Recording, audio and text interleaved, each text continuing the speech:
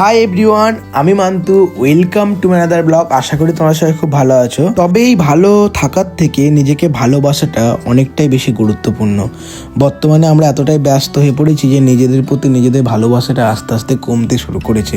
Self love যেটাকে বলে না, সেটা আজকে প্রায় বিলুপ্তির দিকে।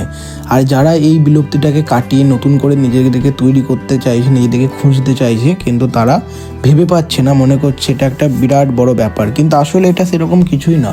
আমাদের প্রত্যেক দিনের জীবনে যে ছোট ছোট অভ্যাসগুলো থাকে, সেটার সমষ্টি দ্বারাই তৈরি হয় নিজের প্রতি ভালোবাসা। তবে এই ভালোবাসাটা টিকিয়ে রাখা সত্যিই ভীষণ কঠিন, কেননা আমরা আমাদের নিজেদের জীবনের সুখের চাবি অন্যের হাতে তুলে দিই।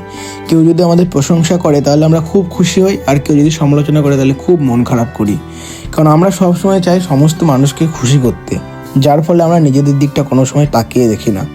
আমরা যথেষ্ট ভালো নই, এই চিন্তা নিয়ে আমাদের নতুন কিছু করার ইচ্ছা জাগে না, যার ফলে আমরা অনেকটাই পিছিয়ে পড়ি, নিজেকে ভালোবাসতে পারি না। তবে আমার কাছে নিজেকে ভালোবাসা মানে কোনো গন্তব্য নয়, এটা একটা যাত্রা।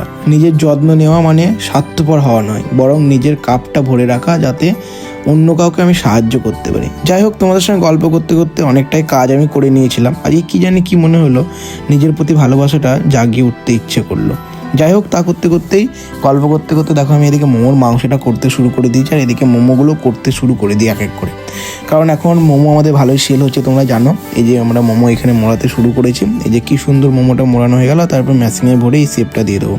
তারপর আমার মোটামুটি দিনের বেলায় যে সমস্ত কাজগুলো থাকে কমপ্লিট করা হয়ে গেছিলো। তারপরে আমার বিকেলে দোকানে চলে আসি। আর শরীরটা খুব একটা ভালো ছিল না, তাই বিকেলে দোকানে আসতে অনেকটা দেরি হয়ে গেছিলো। দোকানে এসে সবার প্রথমে স্যালাডগুলোকে কাটতে শুরু করি, তারপর বোতলগুলোতে জল ভরতে শুরু করে দিই। এই সমস্ত কাজগুলো আমাকেই করতে হয়, যে কারণে আমি তাড়াতাড়ি করে এই সমস্ত কাজগুলো কমপ্লিট করে নিই। তারপর প্রত্যেক দিনের মতন দোকানে যেরকম ভিড় লাগে কাস্টমারদের, তোমাদের সেরকম ভিড় লাগতে শুরু করে এক এক করে। আর এক এক করে এক একজনের এক এক রকমের অর্ডার আসতে শুরু করে। সেই অর্ডারগুলো আস্তে আস্তে আমরা ফুলফিল করার চেষ্টা করি। তারপর বেশ কিছু ফ্রাই মোমোর অর্ডার চলে আসে আজকেও, আবার সেই সমস্ত ফ্রাই মোমোগুলো আবার রেডি করতে শুরু করি। তারপর আবার কিছু রোলের অর্ডার চলে এসেছিলো। এই যে এক এক করে আমি রোলগুলো সুন্দর করে বানাতে শুরু করে দিই। আর রোলগুলো বানাতে বানাতে অনেক কিছু মনে পড়ছিল, সেই সমস্ত কথাগুলো অন্যদিন বললাম। তারপর দোকান বন্ধ করার সময়ও চলে আসে। এদিকে প্রবীণ দাদু প্রতিদিনের মতন বাসন ধুতে শুরু করে, আমি এদিকে ঘর দৌড়টা পরিষ্কার করতে শুরু করে দিই। আর করতে করতে কিছু গল্প করছিলাম, কি জানি কি গল্প করছিলাম এখন আর মনে পড়ছে না ভয়েস ওভার দেওয়ার সময়, তাই আর বলতে পারলাম না। যাই হোক, দেখাবে অন্য কোনো একটা ভিডিওতে। ততক্ষণ ভালো থাকুন, tata guys, thank you for watching. আর আমাদের ভিডিওগুলো কমেন্টে জানাও কেমন লাগছে।